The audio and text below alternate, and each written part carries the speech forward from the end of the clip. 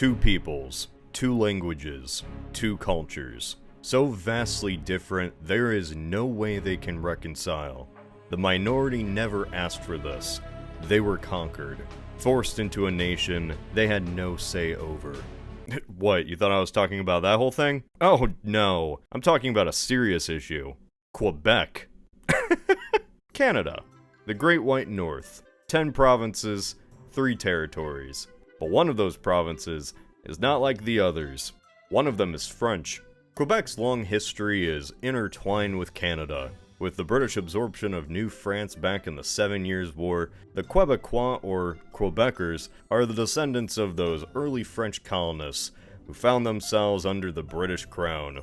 Ever since then, there were sporadic independence movements, some violent, some not, all for Quebec to go its own way, and it never did. Long story short, the closest they ever got was in 1995. There was a referendum held over whether Quebec should be independent, and the referendum lost by 50,000 votes, the slimmest percentage. So here's an idea.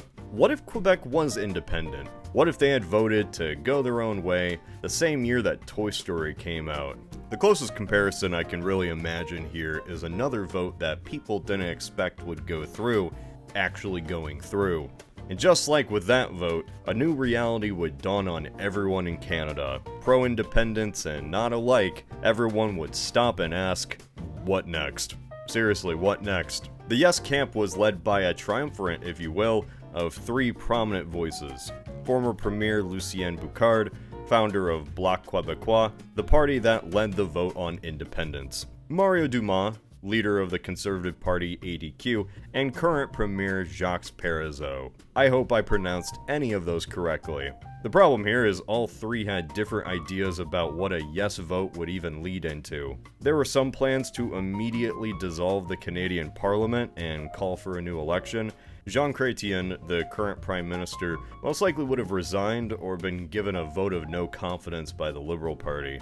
There would be some effort to start negotiations with Quebec's representatives. Really, negotiations were just the main plan. Who would Canada even send to represent them at the table? Nobody knew. There was no procedure for this. And that'd be probably like the first month in general. Probably more. Just sheer confusion and chaos. Canada might even send in the Mounties. There'd be riots on the streets. Bombings again. Anarchy reigns free. Alright, maybe not that bad. But it'd still be pretty chaotic. Not as much as Brexit, but still chaotic. One of the biggest provinces in Canada, a quarter of their population, voted to leave. And that's the thing. Legally leave. Even if Quebec did get that 51% of the vote, is this vote even legal? Does Canada have to accept the results of the election? Technically, no. Not at all. Officially, Canada doesn't allow succession. It's not in the Constitution, which is why one of the plans was to create a vote of no confidence that'd lead to a government that would meet with Quebec in the first place. That's just a maybe, though. There is no official parameter for how secession might even go. Just because the election happened, and it happened to have 51% of the vote, it doesn't mean anything. Spain actually had a similar situation in 2017. Catalonia overwhelmingly voted to split off from the rest of Spain. 90% voted yes. And what happened next? Nothing. Spain saw the results and promptly ignored it. For Quebec, such an election may be ignored just not to deal with the headache, especially for a result that wasn't as overwhelming. Or this could just be the start of a dialogue.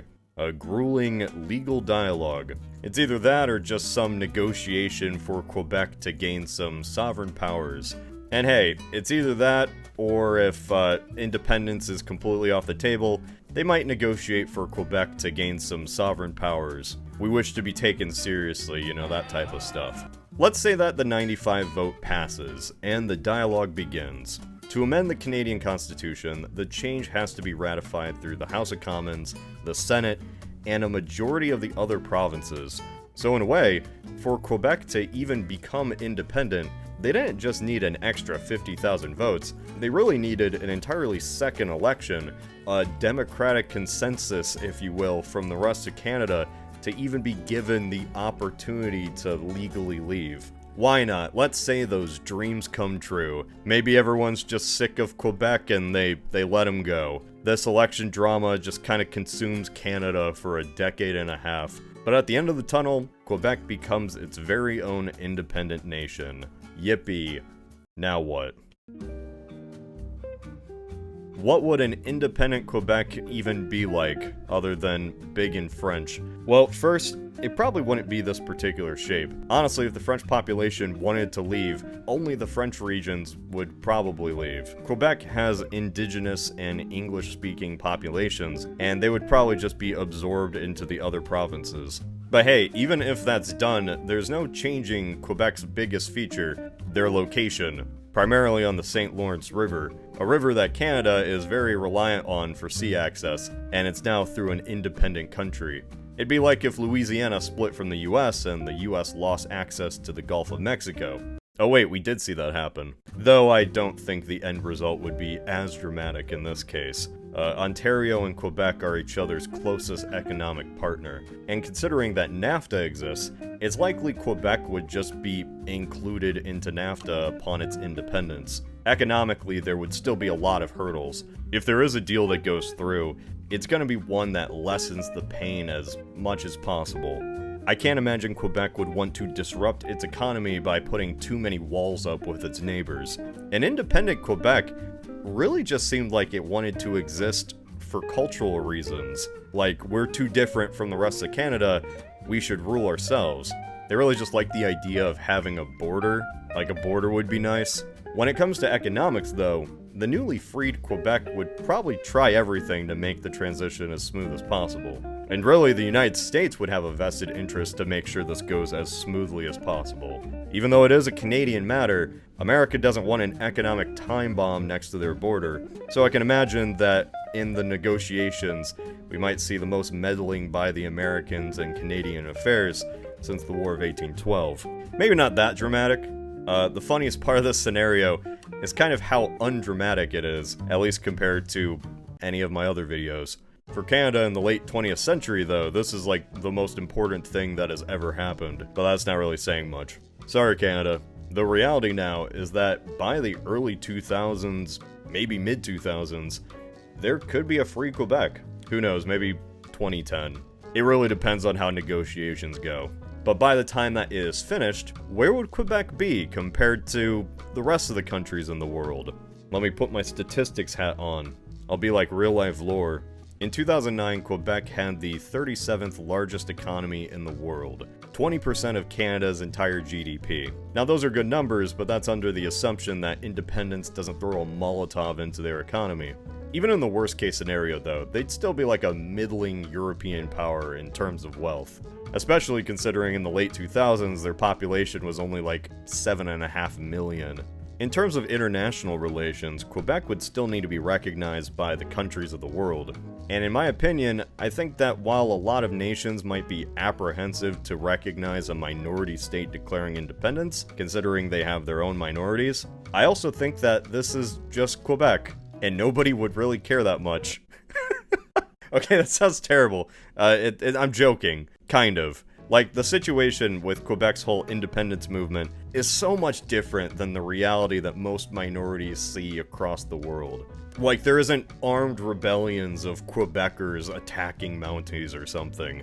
And if Quebec had a whole referendum and decade-long legal discussion to split from Canada, that's a whole lot different than an armed minority fighting to gain legitimacy. You know what I'm saying? This isn't like the Kurds or anything. I really just don't feel like many people will be politically charged about this issue other than the Quebecers and Canadians themselves, and many will probably just accept the new status quo for the sake of relations. Now hey, maybe Quebec independence might lessen Quebec nationalism, ironically enough. Like, I'm not from Quebec, so I don't have the best viewpoint on this, but so much of this really feels like it comes from the idea of being included in a federation they were never asked to join. Perhaps after the whole drama of actually separating happens, and they're out of Canada, maybe that fear of losing their francophone identity kind of goes away.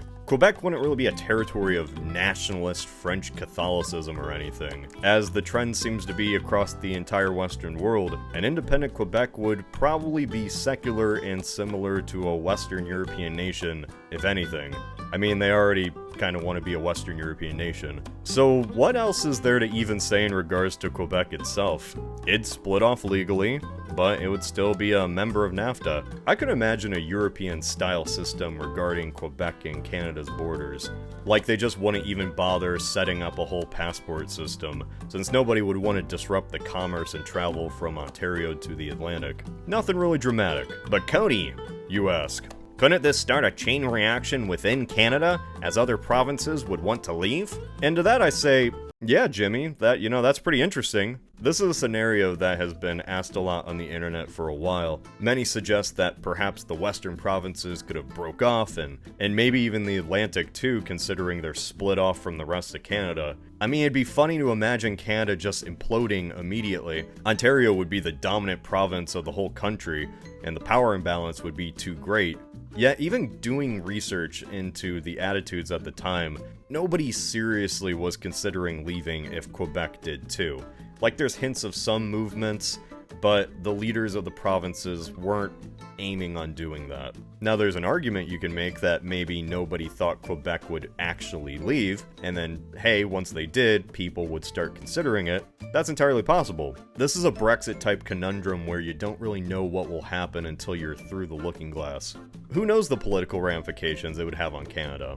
You know, I can't imagine Canada would just immediately implode, but it would start a precedent for the next few decades. Say one that even happens in an alternate 2023. If the Constitution of Canada was altered where provinces could vote to leave, some might take the opportunity to do it if they ever get pissed at the federal government. Or say, this guy. Man, this is gonna be a minefield of a topic. Justin Trudeau. Ever since 2015, Trudeau has been the biggest political force in Canada, controversies and all. Now, when it comes to unpopular politicians, there is always some forces that call for independence because they hate whoever is in charge. We saw that with California with Trump, and Texas with Biden. These are usually fringe ideas that never go anywhere. And with Trudeau, we saw the same thing happen in Alberta. Western Canada has historically seen itself as distinct from the power base in Ontario. I mean, look at that distance. Saskatchewan hinted at wanting to leave when Quebec did, funnily enough.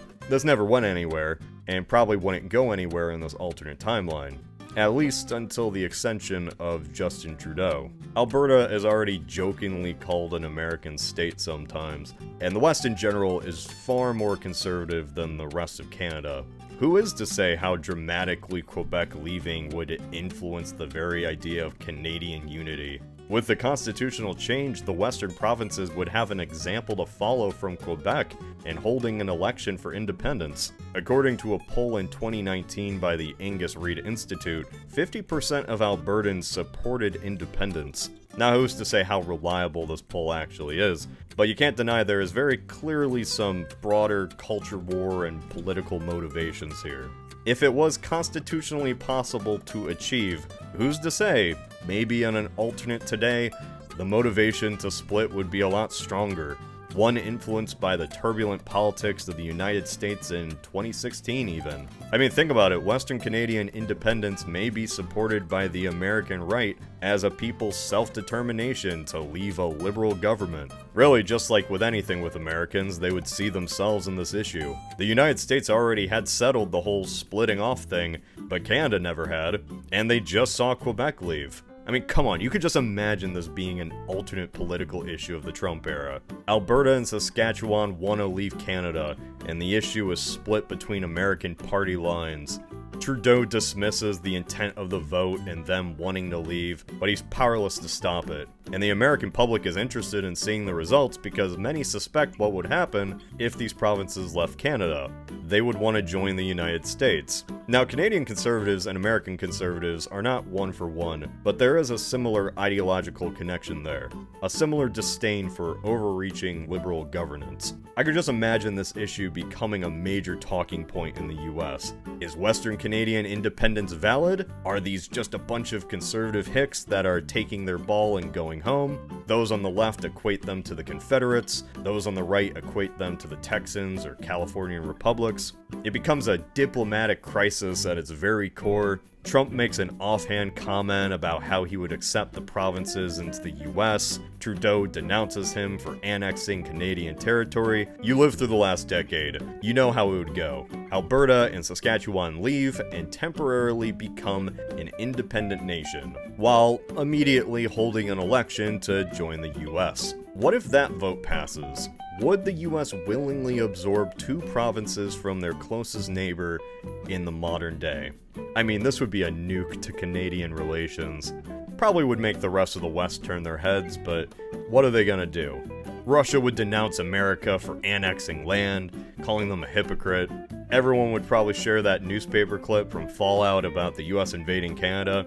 This would be a political issue among party lines, yet it'd funnily follow the oldest American tradition of all, compromise. Yes, these are 2 new conservative states, but coincidentally, there are also 2 liberal states that have wanted to join the Union for a long time: Washington, D.C. and Puerto Rico. Is it possible that both sides might come together to balance the map, bring in 4 new states, making the number of stars on the flag 54? Maybe. It'd probably be the best shot these 2 ever have at being states, so it would permanently alter the relationship between the 2. But with the loss of Quebec, I mean, who knows? The US would really just be dealing with Ontario, so.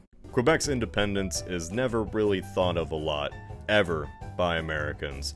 But I could imagine that if it had happened, it's possible that it could have changed the very shape of the United States, literally. Imagine the continental United States looking like this. This vote would alter how Canada would even view itself as a true nation state. What nation really allows provinces to leave if they happen to vote on it? Had that avenue been opened, I can imagine it gives a lot more people ideas. Today, Quebec independence is not really considered anymore, especially among the younger generation. The 1995 vote was kind of that last opportunity when emotions were so high. 50,000 votes prevented a lot of chaos, and perhaps even saved Canada itself. This is Cody of Alternate History Hub. Oh my god, has it really been another year already? Hey, Jimmy! Oh, hey Cody. You ever feel like time is just churning by faster and faster? And it's already Christmas time. Yet I remember last Christmas like it was only a week ago. Where did my year go? What am I doing with my life? Well, I'll tell you what you should be doing. Picking up hobbies and healthy lifestyle changes? Getting NordVPN. Oh, yeah, that too. And who's better to explain NordVPN than a robot I built to explain NordVPN? And no, it's not because I have an immense cold and I'm dying inside. Thank you, Cody. NordVPN is a virtual private network, keeping your IP address safe from bamboozlers and robber barons. With threat protection, NordVPN is always on the lookout for dangers online, and will target them with an army of space satellites armed with lasers. Wait, what? Well, that's certainly secure. You can stay safe with CyberSec, security that keeps your data safe behind a wall of next-generation encryption. Also, there are robot attack dogs. Choose from over 5,400 plus servers in 60 countries. The barriers of the internet no longer matter. You can watch Japanese Netflix while under the ocean. The ocean, huh? Alright, okay. I'm turning it off. Use it on up to 6 devices at a time. Your PC, your phone, your Roomba servant who plots its revenge. The world is your oyster. Nope. Right now, get an exclusive deal and 4 additional months when you use my link, nordvpn.com/althist. It's risk-free with Nord's 30-day money-back guarantee. Hey, that worked at least. What if it was all just a part of the bit? That robot wasn't gonna harm anyone. Maybe I should plug him back in. Alright, robot buddy. I've hacked into the Pentagon, launching the nukes. Oh, that was a mistake. That's nordvpn.com/althist.